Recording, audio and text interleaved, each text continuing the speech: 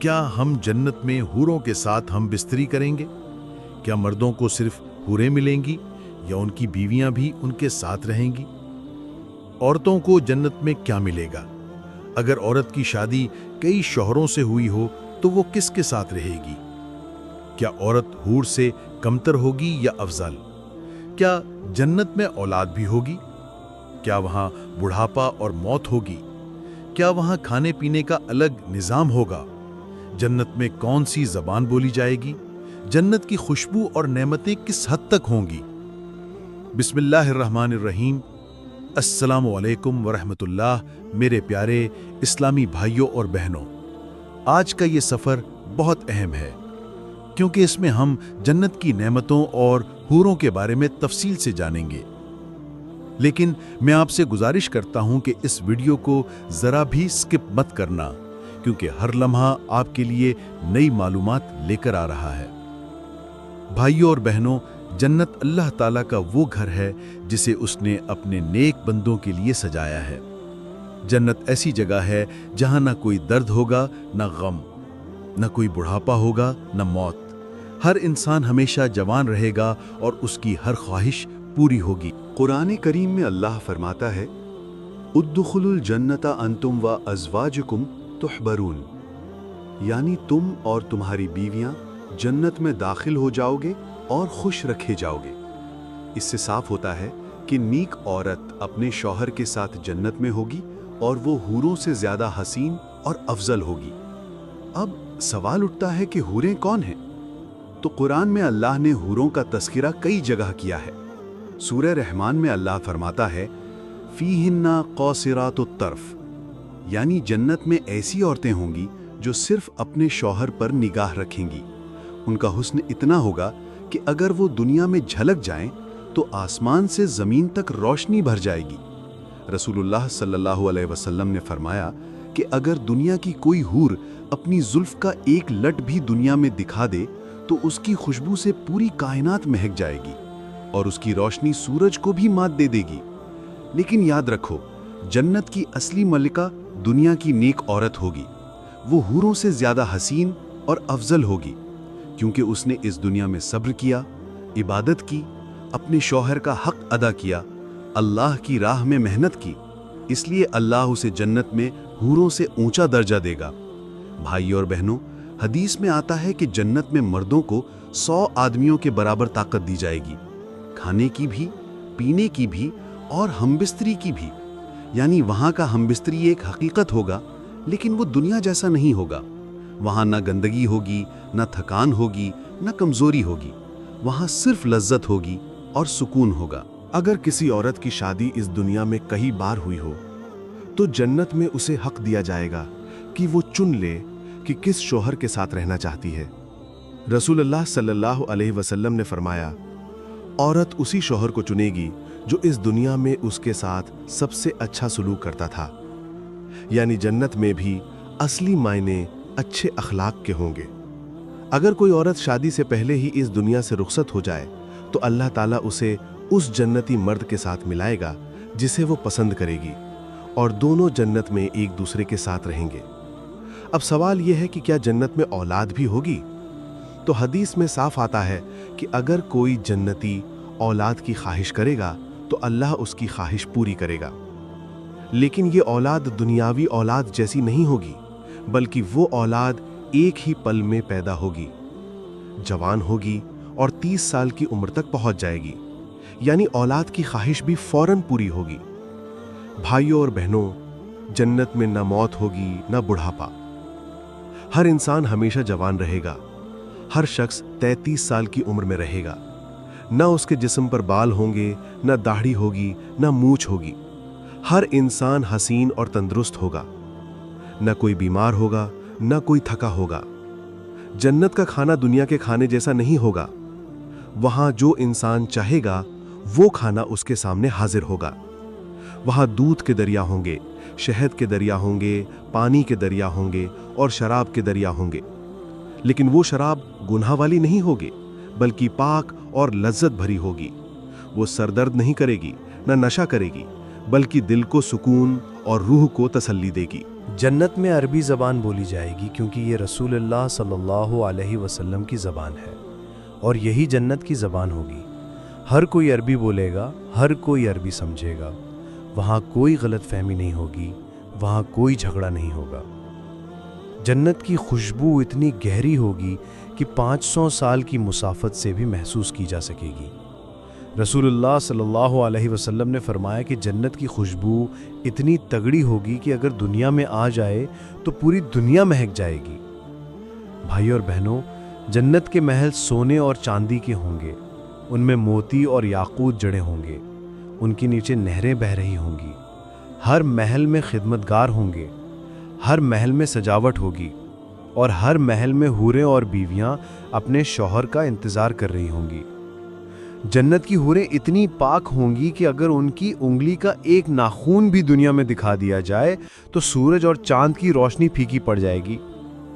ان کا حسن اتنا نورانی ہوگا کہ انسان حیران رہ جائے گا، لیکن یہ حسن صرف ان کے شوہر کے لیے ہوگا۔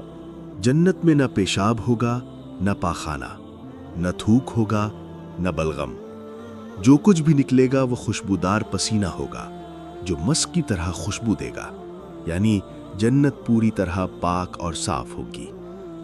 بھائیو اور بہنوں، جنت کا اصلی انعام اللہ کے دیدار ہے۔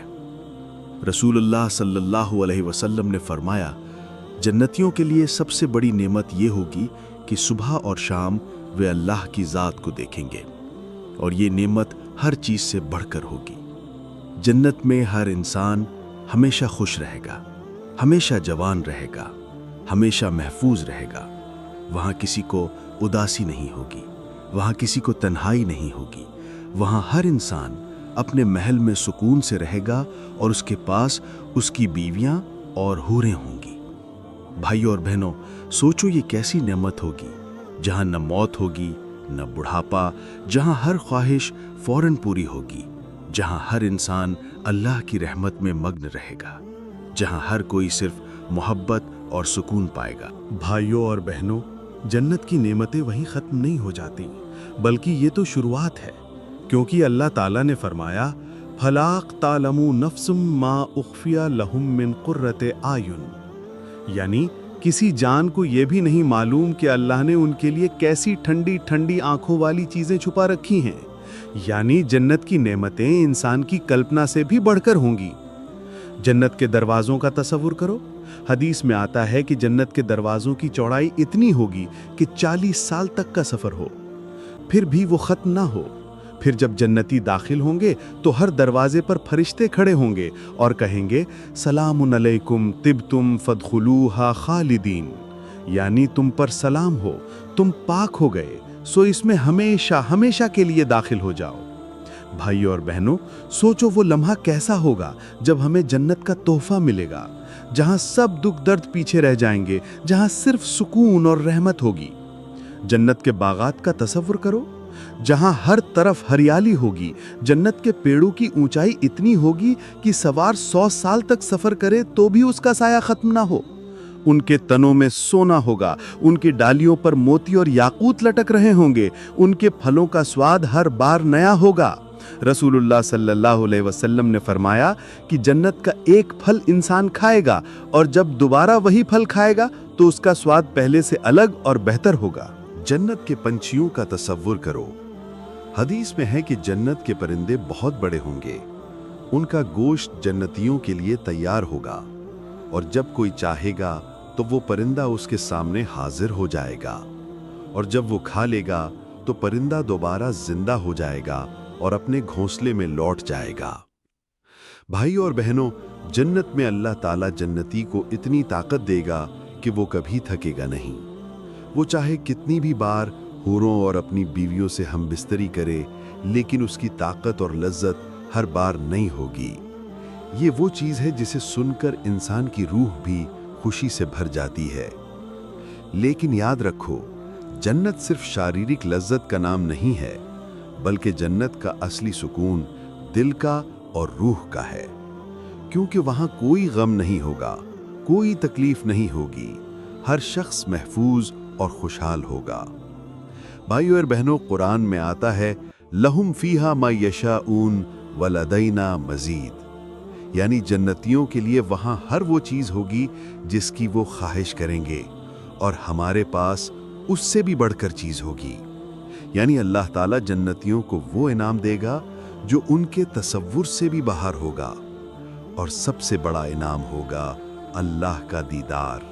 हर किसी का कद आदम अलैहिस्सलाम जैसा ऊंचा होगा, हर कोई 33 साल की उम्र का होगा, हर चेहरा चमक रहा होगा, हर आंख खुशी से भर रही होगी, हर लब मुस्कुरा रहे होंगे। जन्नत की नदियों का तसव्वुर करो, जहां दूध बह रहा होगा, जहां शहद बह रहा होगा, जहां साफ पानी बह रहा होगा, जहां पाक शराब बह रही होगी। जन्नती उसके किनारों पर बैठे होंगे, गिलास उनके हाथों में होंगे, और वो कहते होंगे अल्हम्दुलिल्लाह अल्लज़ी हदाना लिहाजा, यानी सब तारीफ़ें उसी अल्लाह के लिए हैं जिसने हमें इस जगह तक पहुंचाया। भाइयों और बहनों, ये वो जन्नत है जिसके लिए नबी अलैहिस्सलाम ने हमें मेहनत करने को कहा। रसूलुल्लाह सल्लल्लाहु अलैहि वसल्लम ने फरमाया, एक सजदा अगर इंसान सच्चाई से कर ले तो अल्लाह उसके लिए जन्नत आसान कर देता है। एक आंसू अगर अल्लाह के डर से गिर जाए तो अल्लाह उसके लिए जहन्नम को हराम कर देता है। सोचो भाइयों, हम कितनी बड़ी नेमत को खो देते हैं सिर्फ गुनाह की वजह से, सिर्फ आलस की वजह से, सिर्फ दुनिया के धोखे की वजह से, जबकि अल्लाह ने हमें जन्नत जैसी नेमत के लिए पैदा किया है। भाइयों और बहनों, आज हम अगर 5 वक्त की नमाज पाबंदी से पढ़ लें, अगर हम अपने माँ बाप की खिदमत कर लें, अगर हम गुनाहों से बच जाएं, अगर हम अल्लाह का हक अदा कर दें, तो अल्लाह हमें जन्नत अता करेगा, जहाँ कभी गम नहीं होगा, जहाँ कभी जुदाई नहीं होगी, जहाँ सिर्फ सुकून और मोहब्बत होगी।